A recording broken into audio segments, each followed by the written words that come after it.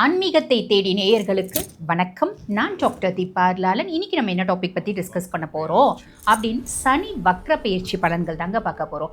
சனி வக்ர பயிற்சி அப்படின்னா என்னங்க அப்படின்னா, சனி ரெட்ரோகிரேட் ஆகும் காலம்.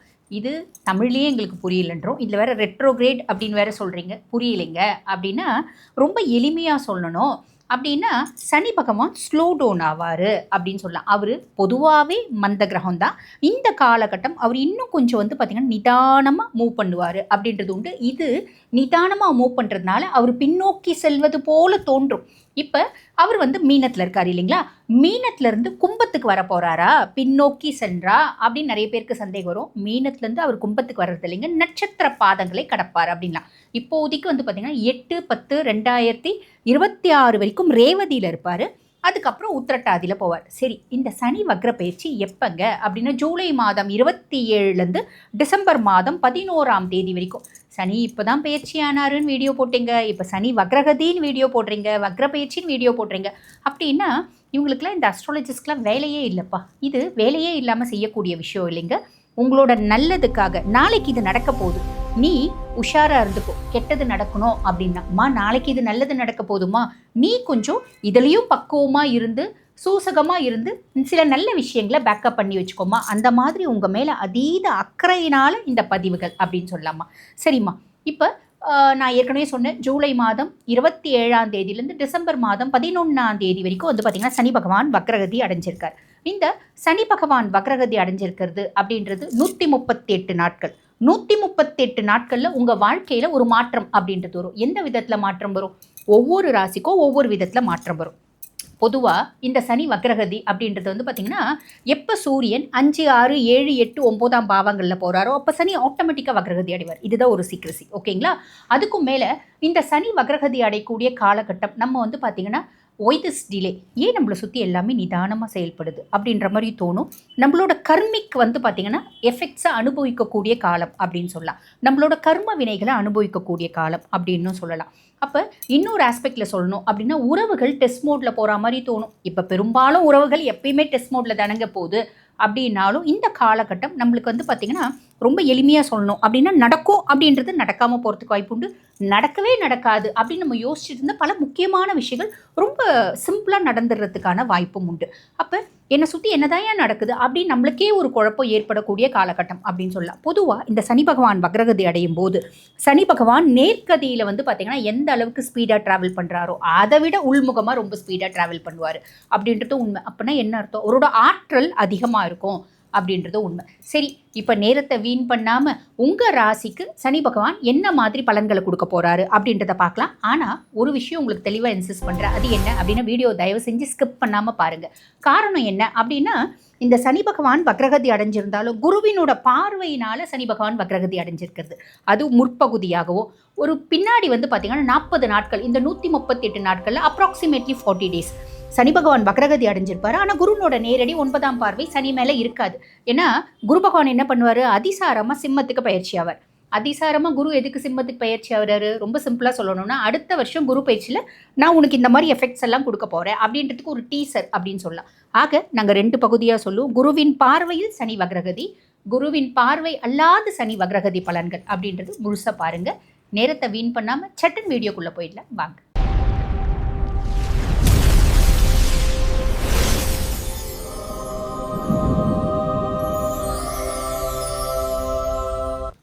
மகர ராசி அன்பர்கள், உங்களுக்கு இந்த சனி பகவான் வக்ரகதி அடைஞ்சிருக்கிறது என்ன மாதிரி பலன்களை கொடுக்க போகிறாரு அப்படின்னு சொன்னால், உங்கள் ராசி அதிபன் தானேங்க சனி. ஆமாங்க, தெரியாதா? 7 நாட்டு சனியில் எங்களை வச்சு செஞ்சார், அவரே எங்களுக்கு தெரியாதா அப்படின்னு நீங்கள் கேட்குறது புரியுது. பொதுவாக பார்த்தீங்களா, அதனால தான் அவரை பார்த்தீங்கன்னா சனீஸ்வரன் அப்படின்னு சொல்கிறாங்க. ஈஸ்வர பதவி பெற்ற ஒரே கிரகம் சனி பகவான் இல்லைங்களா, நீதிமான். இப்போல்லாம் பார்த்தீங்கன்னா ஃப்ராடத்தனம் பண்ணுறவங்களெல்லாம் நம்ம பார்த்து பயப்பட மாட்டோம். யார் ரொம்ப ஹானஸ்ட்டாக இருக்காங்களோ அவங்கள பார்த்து தான் பயப்படுவோம் இல்லைங்களா. பாம்புன்னா படையே நடுங்கும் அப்படிம்பாங்க. அதே மாதிரி தான் சனியை பார்த்து பயப்படாதவங்களே யாரும் கிடையாது. ஆனால் உண்மை என்ன அப்படின்னா, தப்பு நீ செய்கிறன்னா தான் நீ பயப்படணும். If you honest, you dedicated, hard worker அப்படின்னா நீ சனியை பார்த்து பயப்படணுன்ற அவசியமே இல்லை. சனி உங்களை எந்த விதத்துலையும் கெடுக்க மாட்டார், அதையும் ஞாபகம் வச்சுக்கோங்க.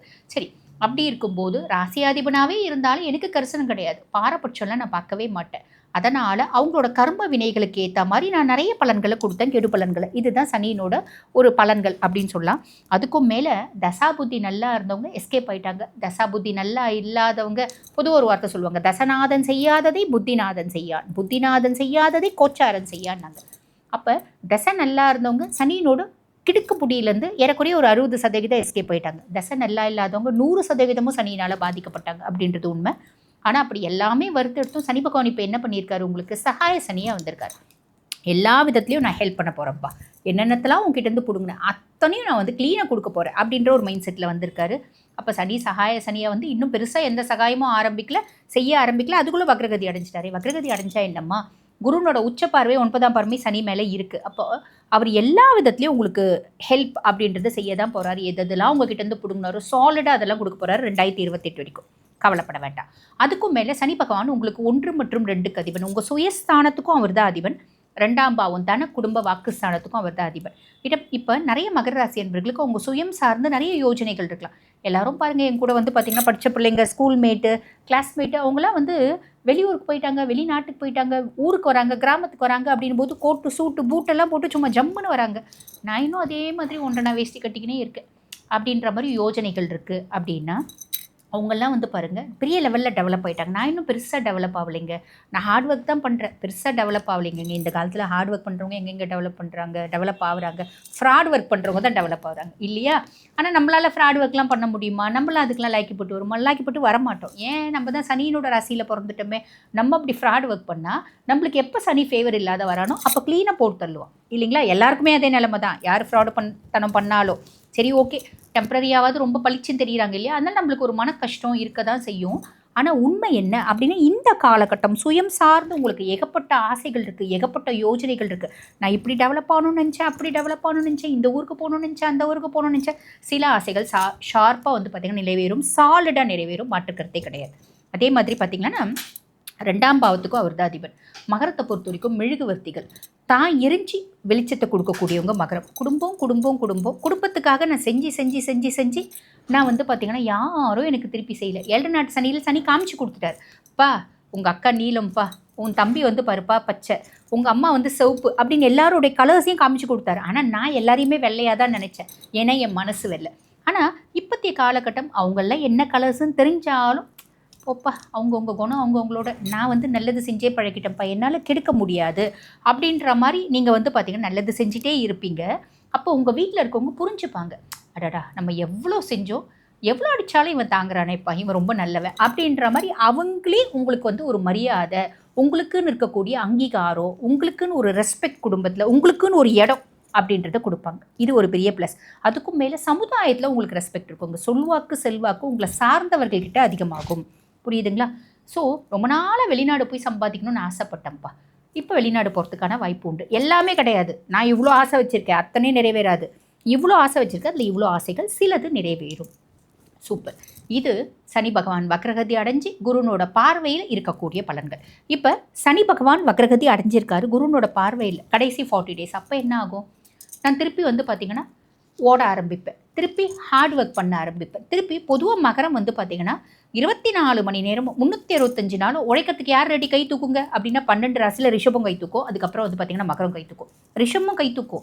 அந்த விஷயம் நிறைய பேருக்கு வந்து பார்த்திங்கன்னா ரிஷபத்துக்கே தெரியாது, நம்ம வந்து எப்பயுமே உழைக்கிறதுக்கு ரெடி அப்படின்றது அவங்களுக்கே தெரியாது. அதை உணர்ந்தவங்க ஃபஸ்ட்டு கை தூக்குவாங்க. எனர்ஜி ஃபுல்லாக இருக்கும், ட்ரெமெண்டஸ் எனர்ஜி இருக்கும் வந்து பார்த்திங்கன்னா ரிஷபத்துக்கு. அதே மாதிரி மகரத்துக்கு ஹார்ட் ஒர்க் பண்ணணுன்ற எண்ணம் இருக்கும். புரியுதுங்களா? அப்போ இப்போ இந்த காலகட்டம் என்ன ஆகும், என்னோடய ஹார்ட் ஒர்க் டெஸ்டிங் பீரியட் அப்படின்னு சொல்லலாம். திருப்பி நான் உழைப்பேன், திருப்பி முதல்ல இருந்து, திருப்பி பிள்ளையார் சூழலேருந்து என் வாழ்க்கையை வந்து நான் வந்து படிப்படியாக மேலே நோக்கி கொண்டு போயிடுவேன். நான் கண்டிப்பாக கொண்டு போயிடுவீங்க, மாற்றுக்கிறதே இல்லை, கவலைப்படணுன்ற அவசியமே இல்லை. 2028 வரைக்கும் சனி உங்களை கொண்டு போக வச்சிடுவோம். ஸோ கவலைப்பட வேண்டாம். புரியுதுங்களா?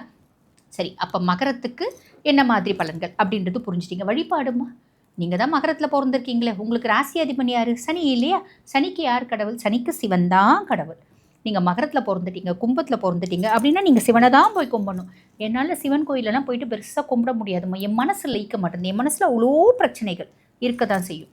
ஒரு ஸ்டேஜுக்கு மேலே என்ன ஆகும் அப்படின்னா மனசு வந்து பார்த்திங்கன்னா விட்டு போயிடும். அடப்போங்க, என்னடா வாழ்க்கை இது அப்படின்ற மாதிரி விட்டு போயிடும். எதுலையும் ஈடுபாடு அப்படின்றது இருக்காது.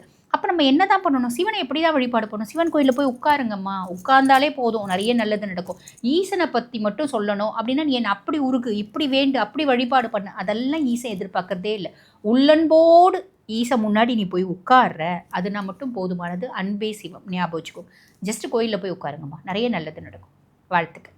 ஆன்மீகத்தை தேடி உள்ளம் தெளியும் வழி, இறைவன் அருளின் ஒளி.